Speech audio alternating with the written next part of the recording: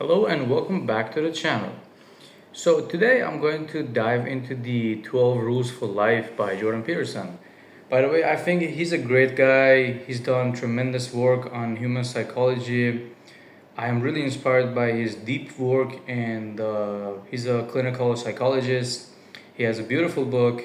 And if you watch this video, you don't need to buy the book. You're gonna get all the blueprints of the book for free, which is a great deal, I would say. And of course, I would summarize it in a very cool way, and it will be interesting. So, by the way, his book's name is 12 Rules for Life, and there are 12 rules, and I know all of them by heart. For example, number 12 is when you find a cat in the street, try to pet it.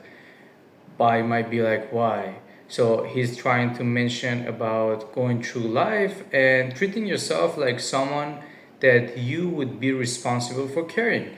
And all these rules are really interesting. And, I believe, as we these days feel lost and anxious and overwhelmed, especially these days, Jordan Peterson believes would actually simplify this for us, and it's because we're avoiding responsibility. Let's be honest.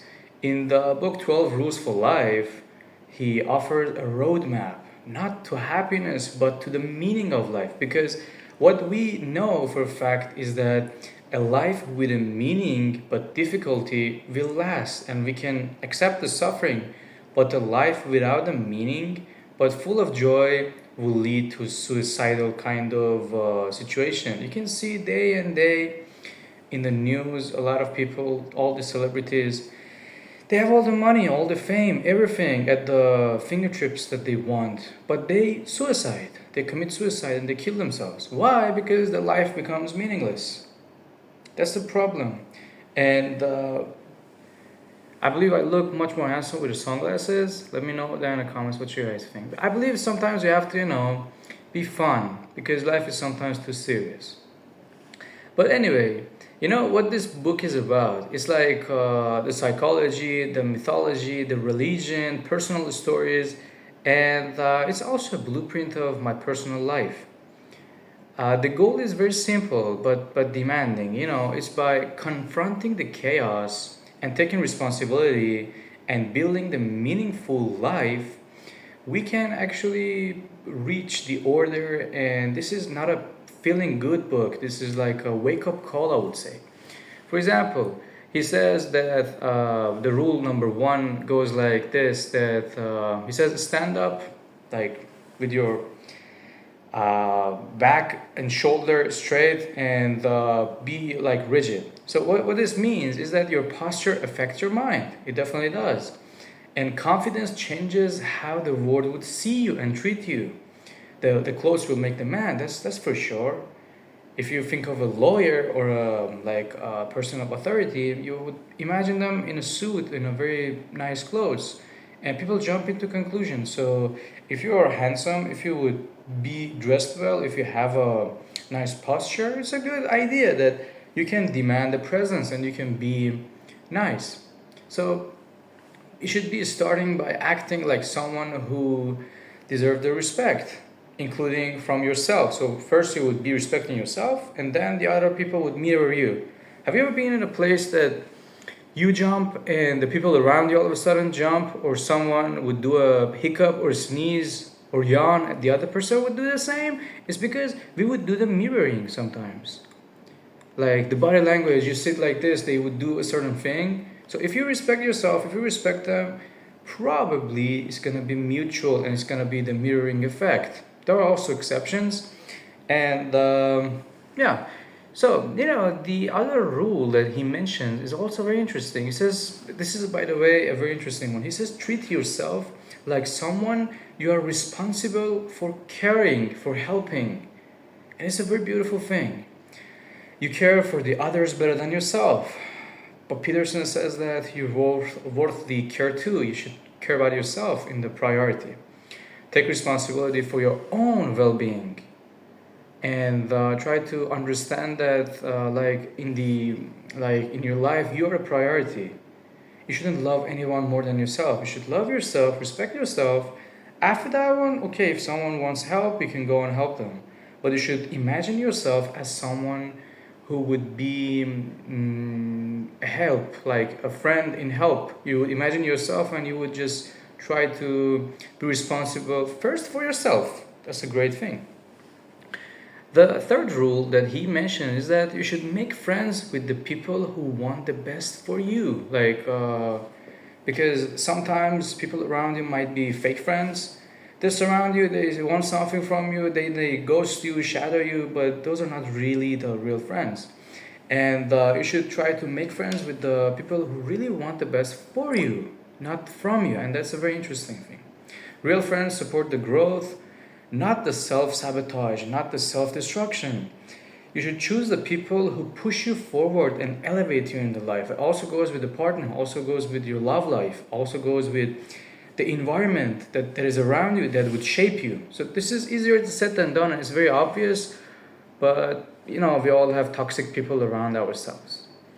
But the other one that he says, as I can recall, is that you should compare yourself to who you were yesterday, not to someone else's today, because comparison is a thief of the joy, and comparison kills the motivation. Progress is personal, it's a personal development kind of journey. Even small improvements count tremendously. Do not let your children do anything that makes you dislike them. That's another concept that he mentions. Why? Because he says that if you hate your children, probably someone else would hate them as well. And it's like the appreciation would decrease significantly. So discipline is an act of love. Boundaries help children become capable of things, become really good adults, and through difficult times, people will be made. Because there's a cycle that says like the easy guys and the let's say confident men. It says easy time would make the weak man. Weak men would create the hard times by chasing the women, because it's like you chase something, it runs away from you. Men, like weak men, would chase the women would run away from them, and the women would chase the strong men, confident men, rich men. Rich men are chasing after the goals, after the ambition, after everything. If you see any successful guy, the woman in their lives is not like the priority. It's like they have a lot of things going on, whether they like an entrepreneur, like they have a job, the company, CEO and stuff. The woman is a byproduct of he reaching what he has. He has a lot of things, and the woman would attract and would like this is the cycle of it. And I also try to give you my personal ideas, so it would be enriched from just like getting the book.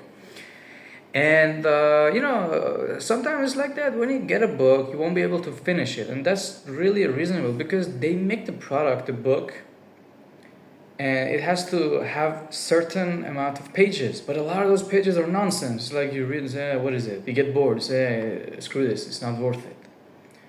But there are, let's say, 12 rules. So if you know the 12 rules, for example, for this book, it will be just a very short thing. You say, okay, I got the blueprint. I have it done. You go after the next one. I have read thousands of books. I also have written a few books. You can check my LinkedIn, you can check my Instagram, you can see some of those books. And I believe writing a book is a beautiful thing because you're like contributing to something. You're making something that would last. It's not like a meal that you would eat and it would be gone. It's like you have a thing and it will stay even long after you pass away, which will happen. You have still that thing. So, by the way, if you like it, feel free to share the video, subscribe to our channel, like down, let me know in the comments what you think, because this is part 1. We're gonna also have a part 2 for this video because it's a quite long one, and we'll see in the next video. In the next part of the video, I will continue with the rest of the rules and give compliments and give should I say complimentary kind of ideas, as I always do. If you like this video, you probably like one of these 2 videos that pop on the screen, And yeah, take care, and until the next one, have a good one.